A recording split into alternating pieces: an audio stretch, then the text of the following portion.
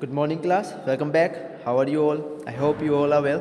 सो जैसा कि हमारा चैप्टर नंबर 6 चल रहा था, understanding our criminal justice system, इसके क्वेश्चन आंसर्स हम डिस्कस कर रहे थे। सो स्टार्ट करते हैं इस चैप्टर को। तो क्वेश्चन आंसर्स एक्सरसाइज ई हमारी हो गई थी। प्राइमरी रिस्पॉन्सिबिलिटी हमने डिस्कस कर लिया था। मेजर ट्रैफिक ऑफेंसेस हमारे डिस्कस हो चुके थे। कोग्निजेबल ऑफेंस क्या होता है वो हमने पढ़ लिया था। एफआईआर के बारे में हमने पढ़ लिया था।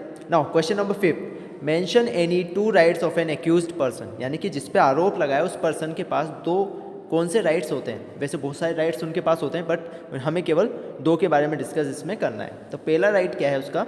The person is to be informed about the reason of his arrest, यानी कि उसको जिसको अरेस्ट किया गया उसको ये बताना जरूरी है कि आपको अरेस्ट क्यों किया गया है। उसके पास ये राइट है कि वो ये जान सके कि उसको किस बेसिस पे अरेस्ट किया गया है। ठीक है, तो पहला राइट ये हो गया उसका। Second right, the arrested person is to be allowed to inform his family member about his arrest. जो अरेस्टेड पर्सन है वो अपनी फैमिली मेंबर्स को इन्फॉर्म करने के लिए उसके पास राइट होता है कि वो फ़ोन करके किसी भी तरीके से अपनी फैमिली को इन्फॉर्म कर सके कि उसे अरेस्ट कर लिया गया है। ये दोनों राइट्स किसके पास होंगे?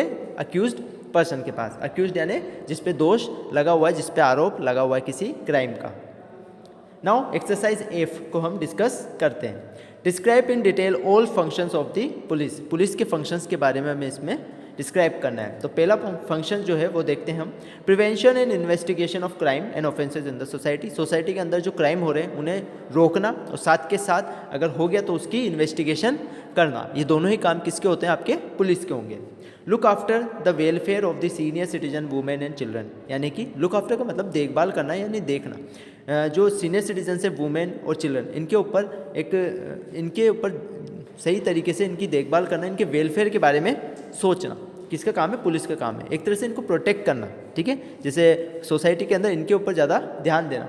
ओके, सो इनको लुक आफ्टर करना, welfare of the citizens women and childrens के वेलफेयर के लिए, वो भी पुलिस का ही काम होता है। Keep constant vigil on anti social element. Vigil यानी होता है निगरानी रखना, यानी कि कोई भी ऐसा एंटी सोशल एलिमेंट है, यानी कि ऐसा असामाजिक तत्व, ऐसी चीज़ जो कि हमारे समाज, हमारी सोसाइटी के लिए बहुत ही गलत है, उन पर्सन्स पे निगरानी रखना, उन चीज़ों पे निगरानी रखना, ये भी काम किसका है? आपके पुलिस का है। Carry out depth study of crime scene, यानी कोई भी क्राइम हुआ उसका पूरी तरीके से डेप्थ स्टडी करना, उस क्राइम की पूरी तरीके से इन्वेस्टिगेशन करना, ये सब भी किसका है? आपके पुलिस का वर्क होता है। तो चार फंक्शंस हमने यहाँ पे डिस्कस कर लिए हैं। इसके अलावा भी बहुत सारे फंक्शंस होते हैं, लेकिन हमने चार यहाँ पे डिस्कस करें। Okay, so let's move to the next question.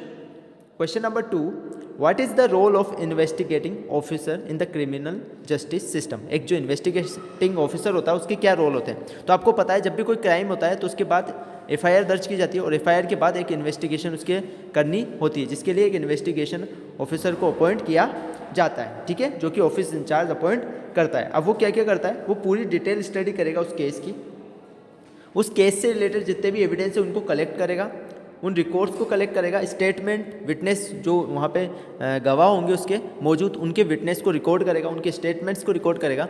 उसके बाद अपनी एक चार्जशीट पेश करेगा, यानी कि अपनी चार्जशीट को बनाएगा, ठीक है। तो ये सब काम कौन करेगा? आपका इन्वेस्टिगेशन ऑफिसर, इन्वेस्टिगेटिंग ऑफिसर जो है वो सब ये रोल प्ले करेगा। List any 5 right of an accused person. Accused person के वही 5 राइट्स। तो हमने पिछले अभी देखा था क्वेश्चन नंबर 5 में 2 राइट्स पूछे थे, यहाँ 5 पूछा है। तो पहला तो हमें पता ही है, द पर्सन, उसको पता होना चाहिए कि उसको किस लिए अरेस्ट किया गया, ये उसका राइट है कि वो जान सके कि उसे अरेस्ट क्यों किया गया है। Second, the arrested person is to be allowed to inform his family member about his arrest. जो अरेस्टेड पर्सन है वो इन्फॉर्म कर सकता है अपनी फैमिली को कि उसे अरेस्ट कर लिया गया है, ये इन्फॉर्म कर सकता है। Third right, the right to be presented before magistrate. जो जिसको अरेस्ट किया गया उसे 24 घंटे के अंदर मजिस्ट्रेट के सामने पेश करना होता है। ये भी आपके किसके पास राइट होता है? अक्यूज्ड पर्सन के पास।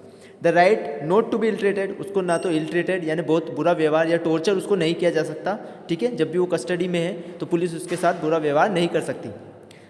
Fifth one, confession made in police custody can not be. अगर कोई भी पुलिस की कस्टडी में वो कुछ भी कन्फेस करता है तो वो आपका एविडेंस नहीं माना जाता, ठीक है, वो एविडेंस नहीं माना जाएगा, क्योंकि ऐसा कहा जाता है कि पुलिस की कस्टडी में तो पुलिस उसे मार के, पीट के, टॉर्चर करके भी कुछ भी कन्फेस करवा सकती है, लेकिन हम उसे एविडेंस नहीं मानेंगे, कोर्ट में उसको एविडेंस नहीं माना जाता है, ठीक है। तो ये 5 राइट्स आपके एक्यूज पर्सन के होते हैं। आई होप ये समझ में आपको आए होंगे, ठीक है। तो ये क्वेश्चन नंबर 3 आज हमने फर्स्ट, सेकंड और 3, हाँ, एक्सरसाइज एफ के तीनों क्वेश्चंस को हमने डिस्कस कर लिया है। बाकी बच्चे क्वेश्चंस हम नेक्स्ट वीडियो में डिस्कस करेंगे।